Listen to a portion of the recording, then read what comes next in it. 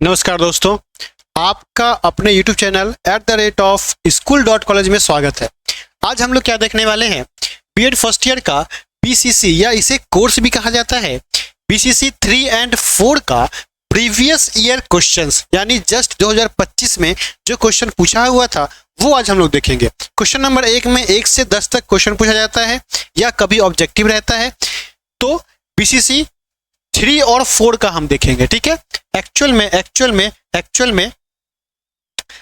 में बीसीसी 3 में हमें पढ़ना है लर्निंग एंड टीचिंग और बीसीसी 4 में पढ़ना है लैंग्वेज अक्रॉस द कैरिकुलम।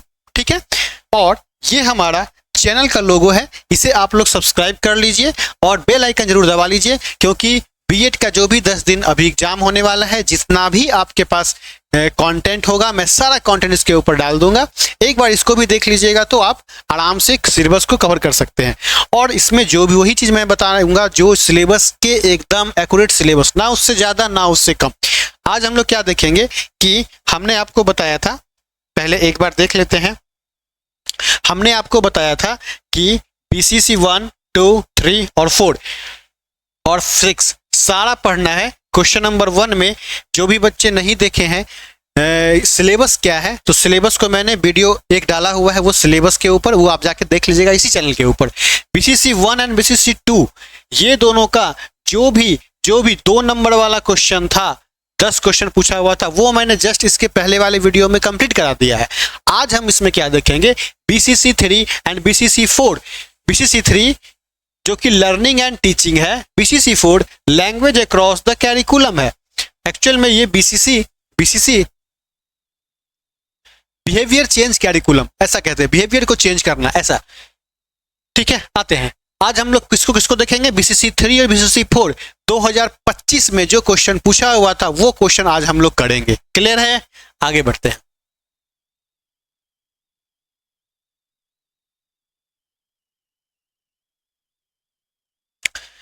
चलिए, बीसीसी 1 और 2 ये मैंने करवा दिया था। ठीक है, आज हम लोग बीसीसी 3 और 4 करने वाले हैं। ये हमारा चैनल है, अगर आप इसके ऊपर ये कोई भी यूट्यूब के ऊपर जाके सर्च मारिएगा @school.college, ये तो ऐसा लोगो करके एक चैनल आएगा और ये चैनल सबसे पहले आएगा, उसको जाकर के सब्सक्राइब कर लेना है। ठीक है, आगे बढ़ते हैं। हमने कहा आज हम बीसीसी 3 और बीसीसी 4 के एक्चुअल क्वेश्चन को देखने वाले हैं। ठीक है, तो आज हम लोग देखते हैं उस क्वेश्चन को। बीसीसी 3 हमने कहा कि हम जो है बीसीसी 3 का ऑब्जेक्टिव क्वेश्चन या 2 नंबरिया क्वेश्चन, मतलब आईजे क्वेश्चन नंबर 1 कहाँ, हाँ क्वेश्चन नंबर 1 यही है। ठीक है, क्वेश्चन नंबर 1 से हम लोग देखने वाले हैं। यही क्वेश्चन 2025 से पूछा गया था, इसी टाइप का क्वेश्चन 2026 में भी पूछा जाएगा, तो एक बार हमें आइडिया मिल जाएगा प्रीवियस ईयर क्वेश्चन से कैसे क्वेश्चन आता है। देखिए, बीसीसी 3 की बात कर रहे हैं हम। पहला क्वेश्चन ये था, learning is not brought about by, यानी सीखने वाले परिवर्तन डैश के कारण नहीं होते हैं।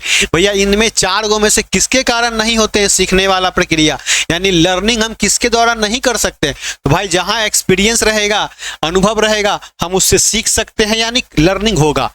ट्रेनिंग, हाँ ट्रेनिंग में हम लोग जाते हैं, ट्रेनिंग भी करेंगे तो लर्निंग होगा। क्लियर है। ड्रग्स मतलब दवाइयां से लर्निंग होगा क्या, किसी को दवाई हम खिला देंगे लर्निंग होगा क्या, नहीं होगा। एजुकेशन से होगा क्या, हाँ होगा। तो कहता है किसके कारण नहीं होते हैं। कभी कभी क्या होता है ना, इन नहीं छूट जाता है और हम गलत कर देते हैं, तो आंसर क्या हो जाएगा अपना, ड्रग्स यानी दवाइयाँ। इसका अगर आपको देखना है, देखिए इसमें ऑब्जेक्टिव पूछा हुआ था, कभी कभी इसमें सब्जेक्टिव पूछ जाता है 2 नंबर का। इसका अगर इसमें आपको देखना है कि व्याख्या क्या है, तो अधिगम मतलब लर्निंग, अनुभव, प्रशिक्षण और शिक्षा मतलब एक्सपीरियंस, प्रशिक्षण मतलब होता है ट्रेनिंग और शिक्षा मतलब होता है एजुकेशन के कारण होता है।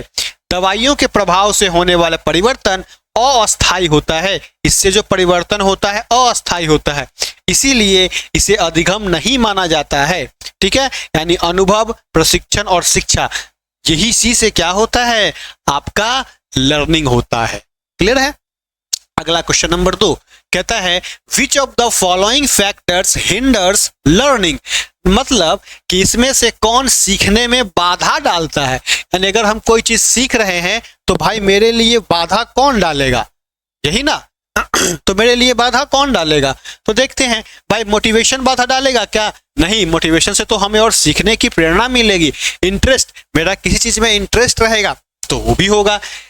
लाचारी से सीखना, बुद्धिमान, मेरे पास बुद्धि रहेगा हम सीखेंगे। लाचारी से सीखना, ये आंसर होगा।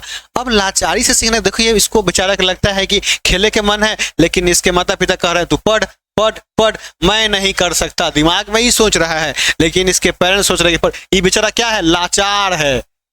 तो लाचारी से पढ़ना क्या? लाचारी से पढ़ना क्या है? एक फैक्टर है जो कि बाधाएं हैं सीखने में।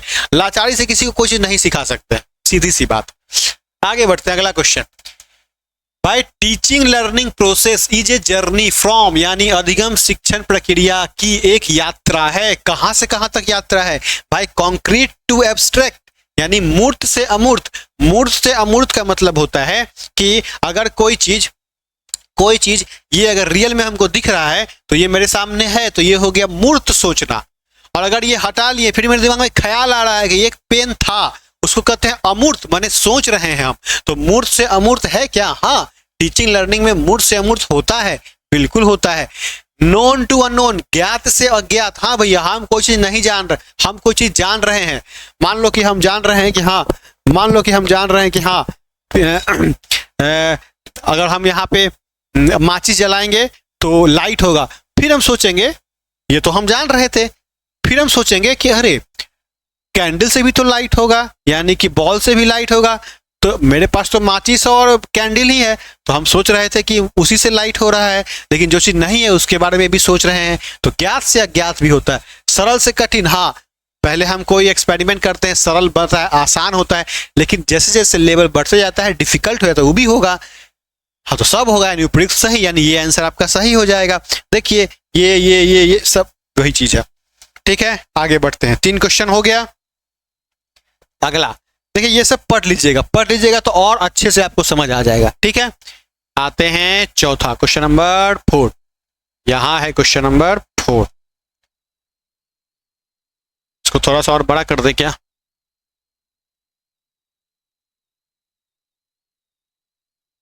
चलिए, क्वेश्चन नंबर 4। क्वेश्चन नंबर 4 कहता है लर्निंग में भी, यानी अधिगम हो सकता है। भाई साहब, अधिगम हो सकता है कैसा? फॉर्मल हो सकता है क्या? हाँ, फॉर्मल हो सकता है, औपचारिक हो सकते हैं। देखिए, फॉर्मल क्या होता है? फॉर्मल मतलब कि विद्यालय में जो पढ़ाया जाता है। फॉर्मल मतलब क्या कि हम लोग जो है एकदम वेल डिसिप्लिन में जो है जा करके पढ़े, तो विद्यालय में हमें फॉर्मल शिक्षा दी जाती है। फॉर्मल एंड अनफॉर्मल, हाँ हो सकता है। फॉर्मल, इनफॉर्मल, यही आंसर होगा। क्यों? क्योंकि अधिगम क्या क्या हो सकता है? फॉर्मल भी हो सकता है और इनफॉर्मल भी हो सकता है। फॉर्मल क्या होगा? विद्यालय में, स्कूल में, क्लास में, सिलेबस में पढ़ेंगे, और पर परिवार में जो अनुभव हमको मिलता है उसको इनफॉर्मल कहते हैं। अरे फॉर्मल मतलब कोई भी अगर बड़ा आदमी मिल गया तो अच्छे से बतियाए, गुड मॉर्निंग सर। घरे गए तब अपने भाषा में बात करते हैं हम लोग, ऐसी पर परिवार से, है ना, अपने ही भाषा चाहे कोई और भाषा, दैट इज द अनफॉर्मल। मतलब अनफॉर्मल मतलब इनफॉर्मल। ठीक है, आगे बढ़ते हैं। Question number 5, full form of CBCS। भाई, CBCS का मतलब होता है चॉइस बेस्ड क्रेडिट सिस्टम। ये है क्या? चॉइस बेस्ड क्रेडिट सिस्टम ये क्या है ना कि अपने चॉइस से हम कोई भी सब्जेक्ट ले सकते हैं। ये NEP 2020 में से लिया गया है, तो उसमें भी ये चीजें बात की गई है। तो ये क्या होगा? इसका आंसर ये हो जाएगा। अगला क्वेश्चन था, जब पहले सीखी गई कोई चीज नई स्थिति में सीखने में मदद करते हैं उसे क्या कहते हैं? माने पहले कोई चीज हम सीखे हुए हैं और हम बाद में जब उसको सीखते हैं तो उसको हम कहते हैं पॉजिटिव ट्रांसफर ऑफ लर्निंग। यानी कि देखिए, पहले हम सीख गए ABCD, या फिर मान लेते हैं कि पहले हम ABCD सीखे, उसके बाद जब हम वहां पे गए सेंटेंस लिखने के लिए तो वही ABCD सीखा हुआ हमको काम आ रहा है। यानी सीखी हुई चीजों से नई चीजें जब हम सीख रहे हैं, अब पहिलका वाला चीज हमको काम आ जाए तो उसको हम क्या बोलते हैं कि भाई साहब पॉजिटिव ट्रांसफर हो गया किसका? लर्निंग का। यानी कि जो हम सीखे हुए तो उसको हम कहीं ना कहीं और अप्लाई कर दिए। हम पहले जोड़ घटाव सीखते हैं, तब जाकर के हम क्या करते हैं? मैथमेटिक्स बनाते हैं, है ना, तब जाके हम क्या करते हैं? मैथमेटिक्स बनाते हैं। यानी जोड़ घटाव उसमें काम आ रहा है, तो पहली हुई सीखी हुई चीजें भाई साहब हम जो बना रहे हैं उसमें काम आ गया, तो उसको क्या बोलते हैं? Positive transfer of learning. Clear है? आगे बढ़ते हैं। ये देखिए, ये चीजें लिख लीजिएगा। व्याख्या है, सीखना विद्यालय में औपचारिक रूप से होता है, परिवार सर समाज में होता है, इसका उच्च ये है, जब पूर्व ज्ञान नई स्थिति में, ये तो आप पढ़ लीजिएगा एक बार, ठीक है, मैं हट जाता हूँ, या फिर स्क्रीनशॉट ले लीजिए ताकि पढ़ लीजिएगा आगे चल करके। आगे बढ़ते हैं, चलिए अगला क्वेश्चन क्या है? अगला क्वेश्चन है कि सीखने का सबसे उपयुक्त अर्थ क्या है, यानी कि क्या ज्ञान का अधिग्रहण है, यानी एक्विजिशन ऑफ नॉलेज है, पर्सनल एडजस्टमेंट है, या फिर ज्ञान का समावेश, व्यवहार का, हाँ व्यवहार का। क्यों ऐसा होता है? देखो, सीखने का मतलब होता है लर्निंग, लर्निंग का सबसे उपयुक्त क्या है? हम लोग पढ़ते हैं BCC, फुल फॉर्म होता है BCC, यानी बिहेवियर चेंज कैरिकुलम। तो बिहेवियर को चेंज करना है अपना, यानी बिहेवियर मतलब व्यवहार को चेंज करने के लिए पूरा का पूरा BCC पढ़ रहे हैं, यानी कि BCC मतलब पूरा का पूरा बीएड में जो कोर्स है अपने व्यवहार को चेंज करने के लिए पढ़ रहे हैं। टीचर का यही काम होता है कि अपने व्यवहार को सही रखें, तो व्यवहार का संशोधन करने के लिए पढ़ रहे, यही सही आंसर होगा। मनोविज्ञान के अनुसार अधिगम के परिणाम स्वरूप व्यक्ति के व्यवहार में अपेक्षाकृत स्थायी परिवर्तन होता है। ठीक है, ये देखिए ज्ञान, समझ, व्यवहार सभी खेल रहा है, पढ़ रहा है बच्चा। अगला क्वेश्चन कहते हैं मानसिक विकास में भाषा केंद्रीय भूमिका निभाती है, यह विकास के किस सिद्धांत का एक नियम है? भाई साहब कहता है language plays a certain role mental development, this is a principle of, किसका प्रिंसिपल है? तो लैंग्वेज किसका प्रिंसिपल है? कौन कहा था? वाइगोत्स्की कहा था।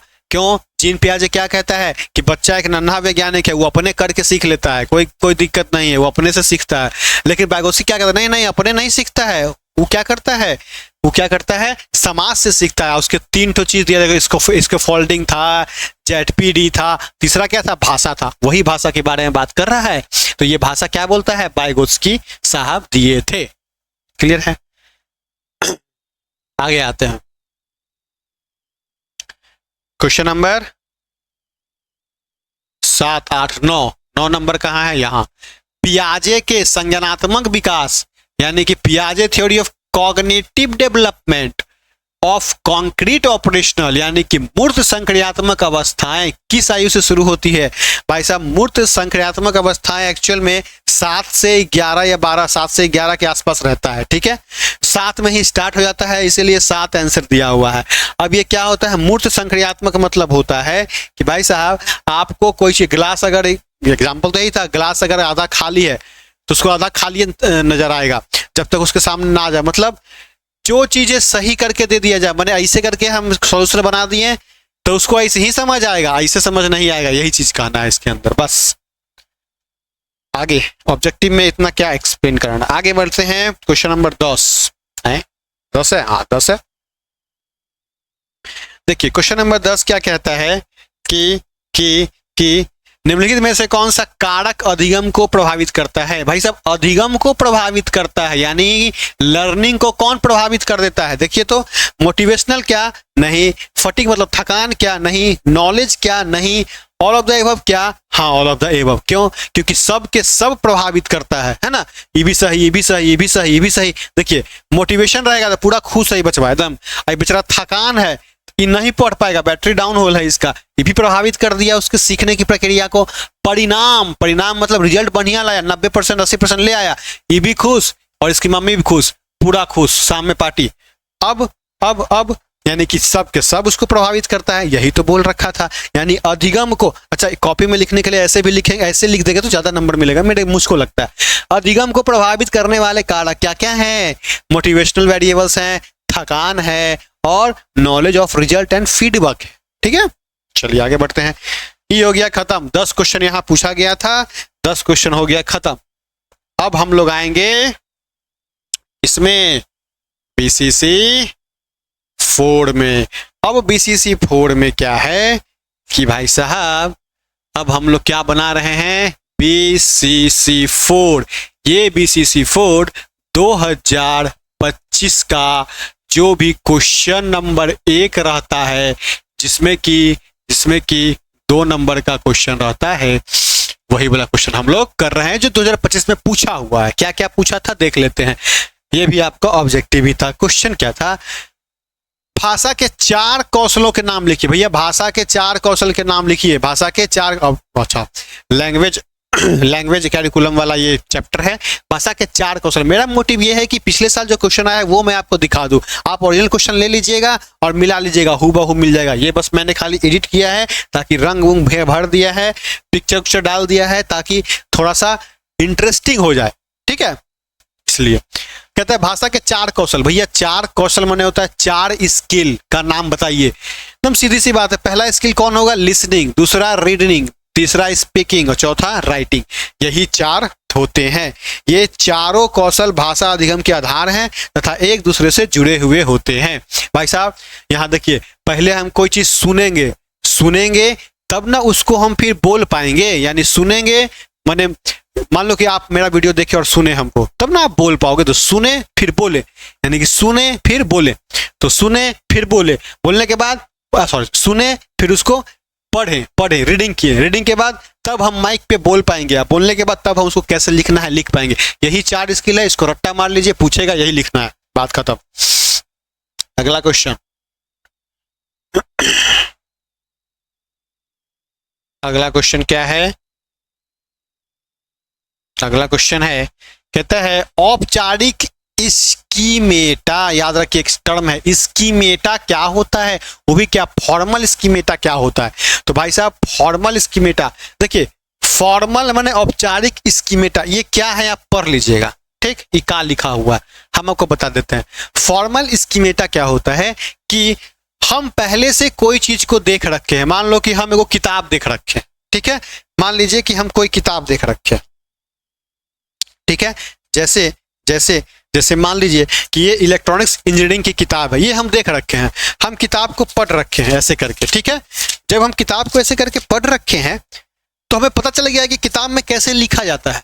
हमें अब इस किताब को छोड़ करके कोई और चीज दे दिया जाएगा, तो हम समझ जाएंगे कि अरे किताब लिखा हुआ है। कहने का मतलब कि पहले जो चीजें हमने देख रखा है, बाद में कोई अगर उसी टाइप का हमको मिल जाए तो हम ये पहचान जाते हैं कि वो चीजें क्या है। लेटर लिखने का फॉर्मेट अलग होता है, वो चीज मैंने पहले देख रखा है। हम कोई चीज लिखा हुआ है, हम देखेंगे उस फॉर्मेट में, हम बोलेंगे लेटर लिखा हुआ है। हम बोलेंगे भाई किसी फॉर्मेट में कहानी लिखा हुआ है, हम बोलेंगे अरे ऐसा लिखा, तो निबंध ऐसे लिखा जाता है, कविता ऐसे लिखा जाता है, माने गद और पद कविता लिखा जाता है। वैसे कोई रिपोर्ट तैयार करना है, ऐसा देखेंगे, बोले हाँ कोई रिपोर्ट तैयार करना है तो रिपोर्ट तैयार हो गया। बोलेंगे अरे तो पत्र लिखा हुआ है। तो जिस टाइप का जो चीजें हम देख के बता देते हैं कि भैया ये पत्र है, ये निबंध है, उसी को कहते हैं फॉर्मल स्कीमेटा। बस यही यहां लिखा हुआ है। क्लियर है? कहानी खत्म। अगला क्वेश्चन,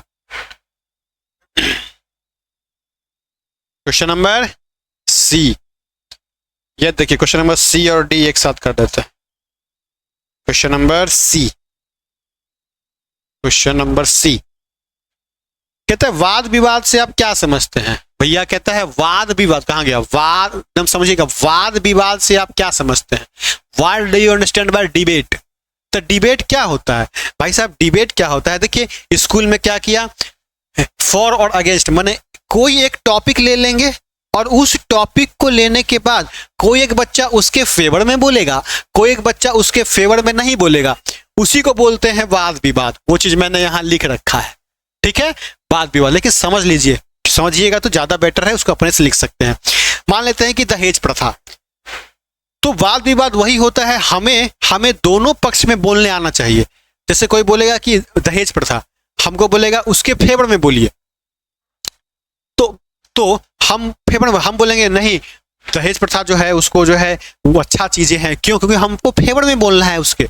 अच्छा है भैया, क्यों अच्छा है? क्योंकि जब हम बेटी को विदा करते हैं तो जिंदगी भर के लिए विदा करते हैं और उसको हम अपने अच्छा अनुसार कोई गिफ्ट देना चाहते हैं।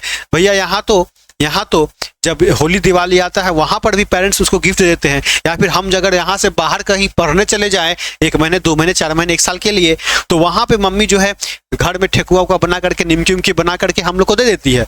क्या भाई? उनका प्यार है तो वो वहां दे दी, ठीक। यहाँ तो जिंदगी भर से पाले पोसे 20-25 साल उसके बाद शादी करके फिर विदा कर दिए, जिंदगी भर के लिए विदा कर रहे हैं। तो मेरा इच्छा करता है कि हम उसको दें। लोग उसको दहेज कह देते हैं, लेकिन हम उसको एक गिफ्ट के तौर पे अपनी अनुभूति से अपने बेटी को दे रहे हैं। तो ये सही चीजें हैं, ये मेरा पक्ष।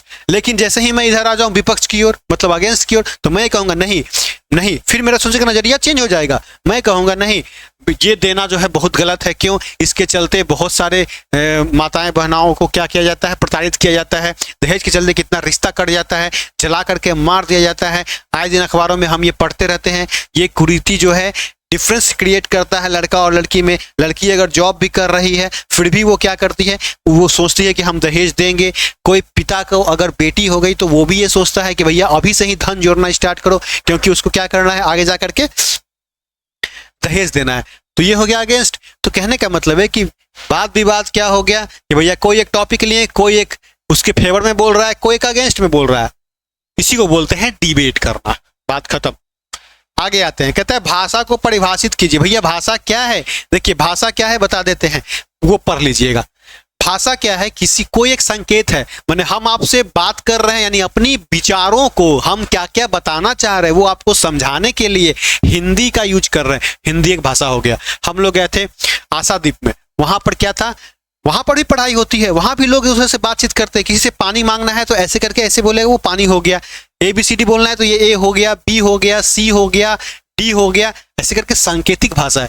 तो भाषा क्या है? अपने विचारों को एक दूसरे से आदान प्रदान करना ताकि हमारी बातों को वो समझ जाए, उसी को कहते हैं भाषा। ये देखिए हेलो, हेलो, नमस्ते, बोनजोर, तो ये अलग अलग संस्कृति, अलग अलग भाषा। पृथ्वी में बहुत सारे भाषाएं हैं, मगर एक दूसरे प्रधानमंत्री भी जाते हैं दूसरे के यहाँ, तो क्या है, वो अपने भाषा में बात करते हैं, लेकिन उसको ट्रांसलेट कर लिया जाता है।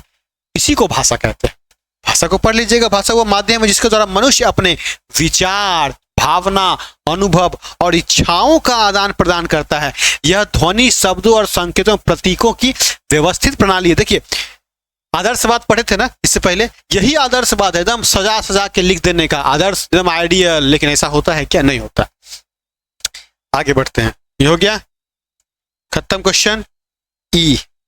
भाई साहब इसमें 5 क्वेश्चन था, इसमें 5 ही क्वेश्चन था। अगला क्वेश्चन क्या है? बहुसंस्कृतिवाद क्या है? भाई साहब बहुसंस्कृतिवाद क्या है, यानी कि मल्टी कल्चरल क्या है? तो भाई साहब वही चीज है। बहुसंस्कृतिवाद क्या है कि भाई अलग अलग विभिन्न भिन्न देशों के अलग अलग, जैसे इसी में है हिंदू, मुस्लिम, सिख, ईसाई, सबका अलग अलग कल्चर होता है। तो बहु संस्कृति, बहुत सारे संस्कृति हैं। कोई रमजान अपने तरीके से मनाता है, कोई होली अपने तरीके से मनाता है, कोई ईद अपने तरीके से मनाता है। तो यहाँ पर हिंदू, मुस्लिम, सिख, ईसाई जो भी है सब जो है आपस में अलग अलग तरीके से अपने अपने कल्चर के थ्रू, अपने अपने विधि विधान के थ्रू उस चीज को मनाते हैं। उसी को क्या बोलते हैं? मल्टी कल्चरलिज्म, यानी बहुसंस्कृतिवाद। वो क्या है? विभिन्न संस्कृतियों, भाषाएं, धर्म, परंपरा, जीवन शैली को समान सम्मान देने के लिए जो चीजें हम करते हैं उसको क्या बोलते हैं? बहुसंस्कृतिवाद कहते हैं। यही 5 क्वेश्चन पूछा हुआ था, ठीक है, 10 नंबर का। यही 5 क्वेश्चन आपसे पूछा हुआ था। चलिए इसके बाद हम लोग मिलेंगे नेक्स्ट वीडियो में। अभी देखिए BCC 1 और 2 वो हम लोग देख लिए 2025 का, उसके बाद BCC 3, 4 देख लिए। अब 5 और 6 बचा है, वो भी मैं वीडियो अपलोड कर दूंगा जस्ट इसके बाद, ठीक है। तब तक के लिए धन्यवाद, जय हिंद।